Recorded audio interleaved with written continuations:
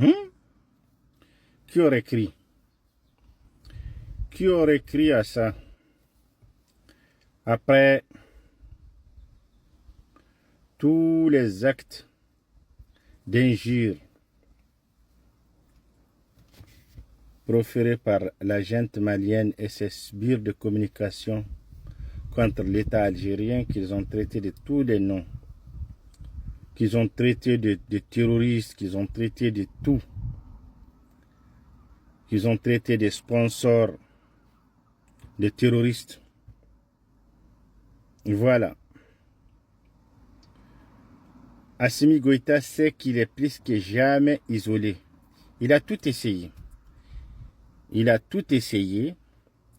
Sergueï Lavrov, le ministre des Affaires étrangères de la Russie, de la Fédération de la Russie, a été il y a 3 jours à Niamey, où il a rencontré les trois États putschistes, c'est-à-dire du Mali, du Burkina et du Niger, à Niamey pour la première fois. Et il leur a dit, vos États sont fébriles et ils ne peuvent pas faire face à la guerre asymétrique, au conflit qui les oppose à l'intérieur. Maintenant, tournez-vous vers la CEDEAO ou bien vers l'Union africaine. La Russie ne peut pas vous suivre dans ça. Sergueï Lavrov qui l'a dit. Et pendant ces temps, il y avait une guerre farouche qui a duré du 4 au 7 juillet. Du 4 au 9 juillet, disons. Du 4 au 9 juillet, pendant 5 à 6 jours. Entre Gao et Anafif. Maintenant, beaucoup ne vous rapportent pas pourquoi le siège d'Anafif a été brisé. Le siège d'Anafif a été brisé, mais il y a les dessous de ça que beaucoup ne racontent pas. Contrairement à ce que Boubou Mabel Diawara dit. Le siège d'Anafif n'a pas seulement été brisé par les armes, par les tout militaires. Le siège d'Anafif a été brisé par des négociations.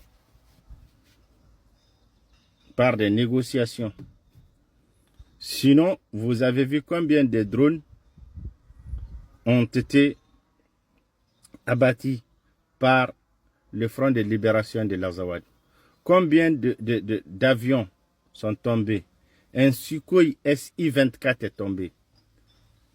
Des hélicoptères sont tombés.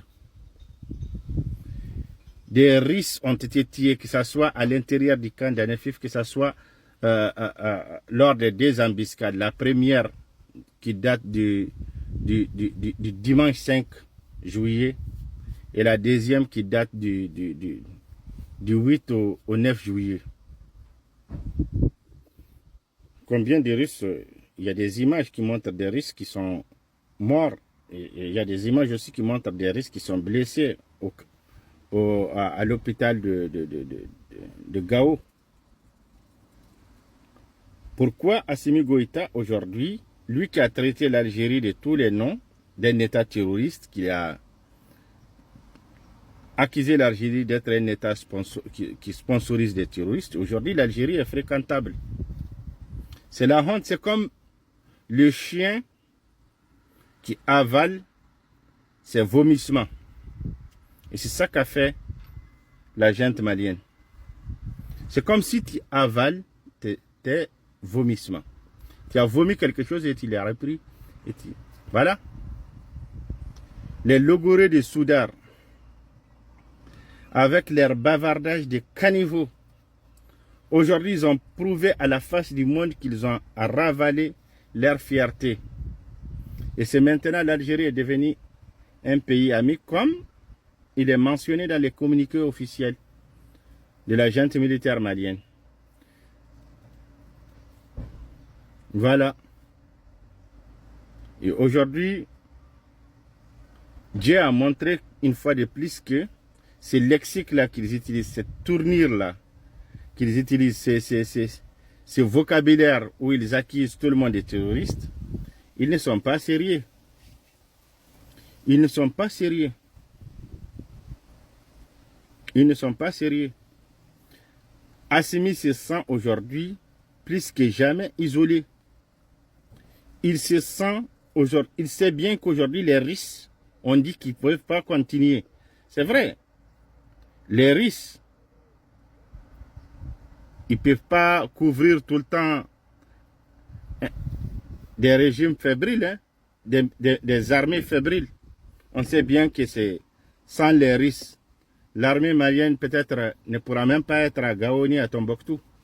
Ça aussi, c'est une réalité. Et aujourd'hui, il est clair que ce sont les Russes qui combattent. Et les Russes, ils ont leurs moyens. À Benghazi, ils ont leur technologie, ils ont leurs satellites. C'est la deuxième armée du monde qui a fait face à des autochtones, à des nomades. Mais des nomades qui ont fait tomber des avions, qui ont fait tomber des Sukhoi SI-24, qui ont fait tomber des hélicoptères, qui ont brûlé des blindés. Et il a fallu l'intervention de la Russie auprès de l'Algérie pour que ça s'arrête. Et les Russes le savent aujourd'hui. Et le monde entier, la bataille d'Anafif a prouvé au monde entier que c'est une coopération russe qui est en train de combattre pour les Mali, une coopération militaire russe, officielle russe. Et les Russes même le savent, ils savent eux-mêmes qu'ils ne peuvent pas continuer à combattre pour un pays qui a un problème interne. Un pays qui a décidé de mettre un macaron sur une partie de sa population pour l'étiqueter de terreau et les tuer. Tuer des femmes, tuer des enfants, tuer même des animaux, tuer des vaches, tuer des moutons, égorger des individus.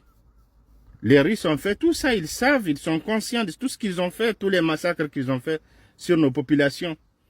Et les combats des Tessalites ont prouvé au risque ce qu'ils tuent, que ce soit à Zarho, que ce soit dans les zones reculées de Kidal, que ce soit à Tel Abyad, que ce soit à Tombouctou, que ce soit à Zouera, à Gargando, à Tinadanda, à Tidarmen, les drones tirent qui tirent des gens un peu partout, à Talahanda et autres.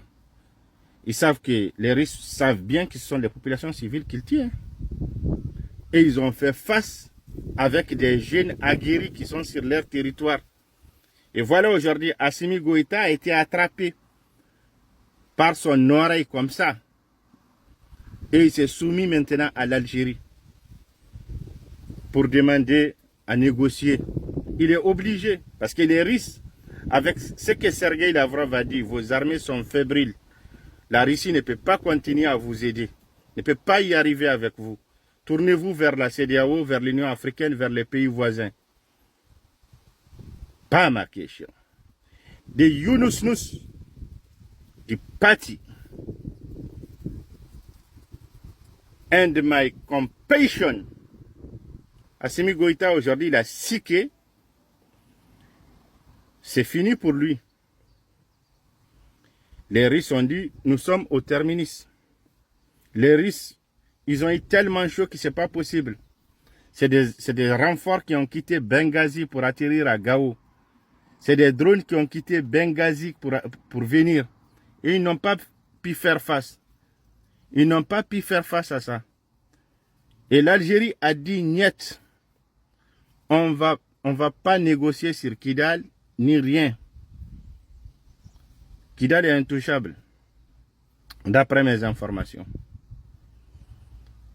Assimi Goïta a accepté. Il a avalé sa fierté parce qu'il sait qu'il est plus que jamais isolé avec ce que les Russes lui ont dit, avec la situation sur le terrain. C'est le terrain qui commande. Hein?